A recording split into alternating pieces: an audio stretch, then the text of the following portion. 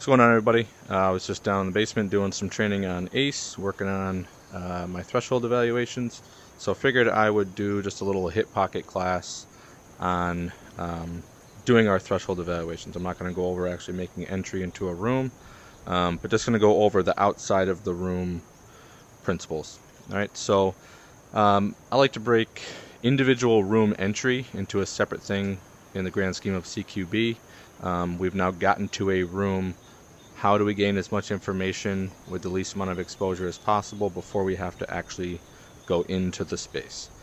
So the first principle we're going to cover is the approach, meaning how am I actually approaching this doorway or threshold, right? So even if you can just look where I'm standing right now, if I stand directly in the center of this doorway, I have a lot of exposure, right? All of these bad guys right here have a shot at me.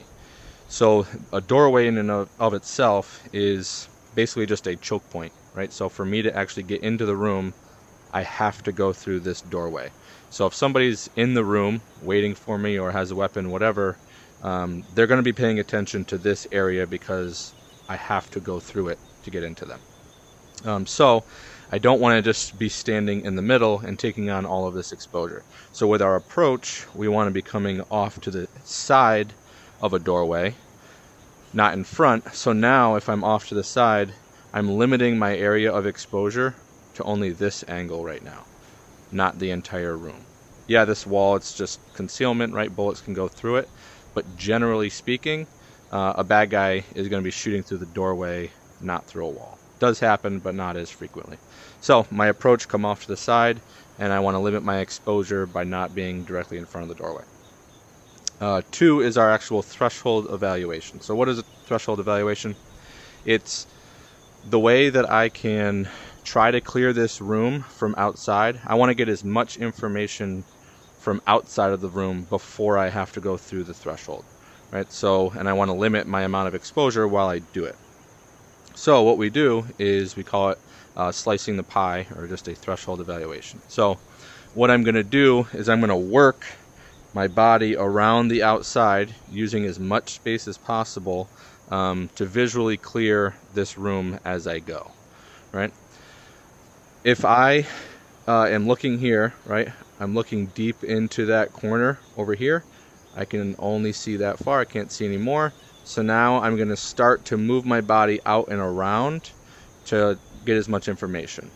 What I have to do with my muzzle, right, is I have to bring my muzzle over to the door jamb right here, because what I can't see, the uncleared space, is this way. So as I work around, think of like a laser coming out of my barrel. It should be hitting this threshold right here as I pie around like that. I don't want to be that close to the door, because the further away I am from the doorway, the more that information I can get using space and angles with the least amount of exposure. So snapped to the left side of the door frame because I'm clearing this way. My body is moving to the right. I'm also not staring down my optic, right? Because if you guys can look on this target right here with the hands up, the innocent no shoot. If I bring my gun up, my optic right center mass, my gun is obstructing a lot of that target. So really, I can't see their hands very well because my gun is in the way. So you might mistakenly shoot something you don't mean to because you're limiting your amount of information. So as we're pieing, I want to bring the gun down. So I'm actually looking over the gun, and now I can get a full view of that target as I pie around, so I can get as much information as possible. So gun is to the left of the door frame. I'm looking over the optic. I'm off of the door frame as much as possible. My basement doesn't have a whole lot of space, so I can't get any further back. But now I'm going to start working my body to the right to start gathering information. So as I go, I'm starting to see a target. Okay, I see a hand, so that's a no-shoot target. And I continue pieing around. Continue pieing. Now I'm seeing more targets. I see hands on the bottom one, not on the top. As I pie, I start to see a gun. I come up, I present, and I can handle the threat. I keep moving forward, pieing. I start to see targets, can't tell what it is, and then I see gun, gun. Come up on the optic, and then I bring the gun back down to start gathering information. I start to see a target. Don't see anything. Oh, gun. I can engage. Gun comes back down. I'm working off the door frame. Tying around. I work this angle as far as I possibly can. So I start to see another target. I squeezing over. Can't tell exactly, right? I can't tell if it is a no-shoot or has a gun, so I can't engage from here.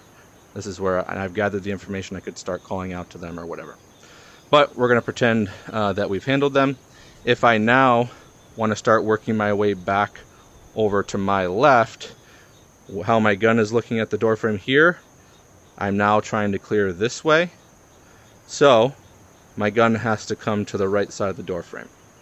Now, as I pie around, it's to the right. My body moves to the left. I'm looking to the deep right angle of the room. And that's all we're going to do, right? And that's the threshold evaluation, pieing from outside. If I'm clearing to the left, my muzzle needs to be here.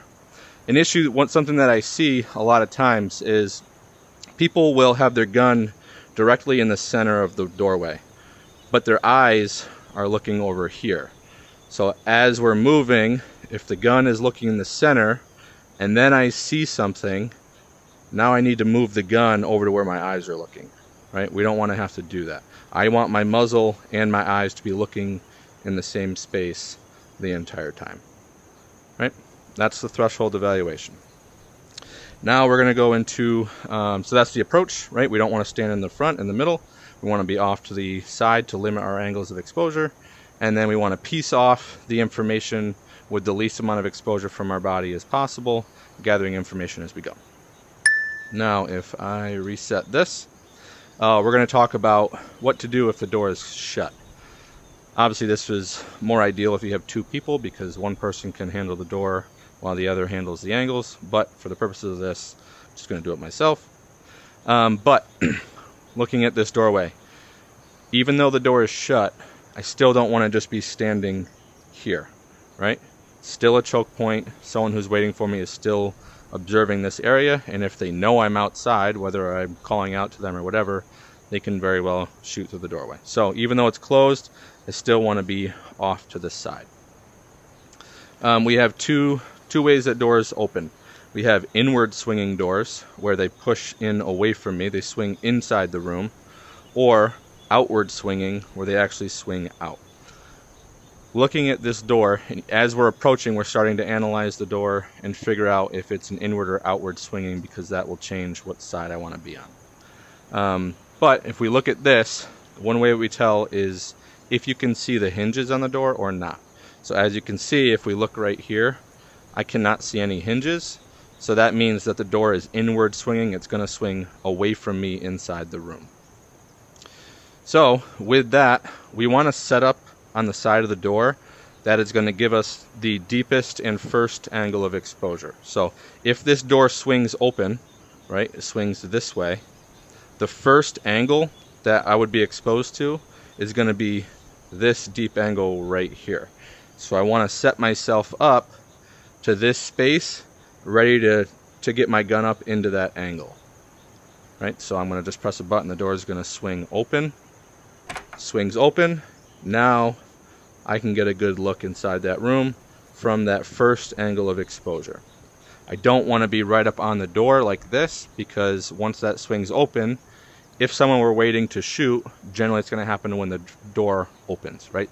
So I open the door, I back away from the door, self-preservation. We like to say let it breathe, meaning if the door opens and someone starts shooting, I'm not going to just want to stick my face. I'm going to want to be off it. So the door opens up, I self-preserve by stepping off. I work the deep angle here. Then I can start my pie, looking into the right side, gun, start to pie.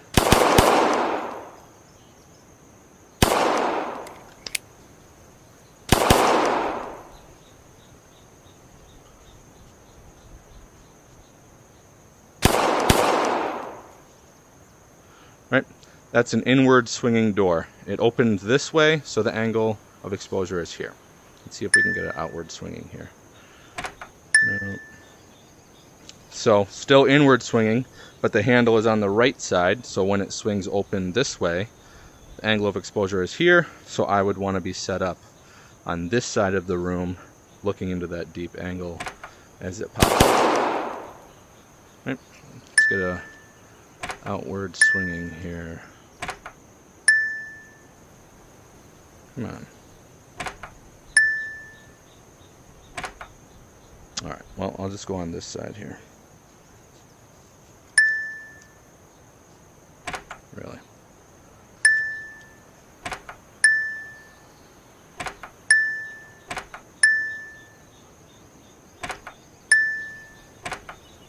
It's supposed to be randomized, and usually it goes both ways, but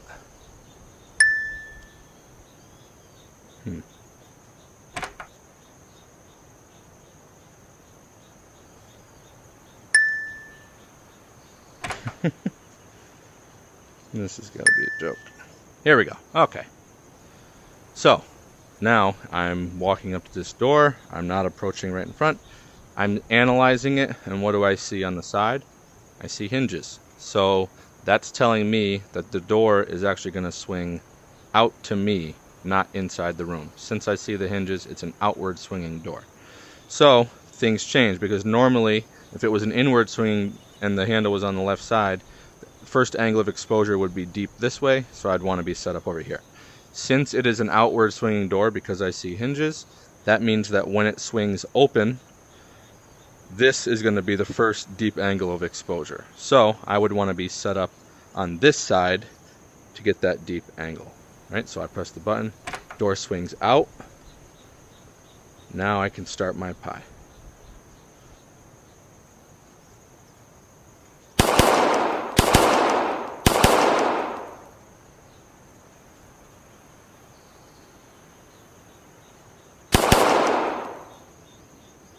Can't tell that one. But that's the difference, right? You see hinges, it swings out. You don't, it swings in. You just want to make sure that you are on the right angle of exposure and you're not sitting in front. Like I said, ideally you would have somebody else handling the door, so they would be on that side. They would pop the door open for me, who then works that angle. And that is going to do it for the first three. We have the approach, threshold evaluation, and door handling. I'm not going to get into the further principles when we actually enter the room and how we handle clearing the inside of the room. All right, so just a little bit. If you got any questions, let me know.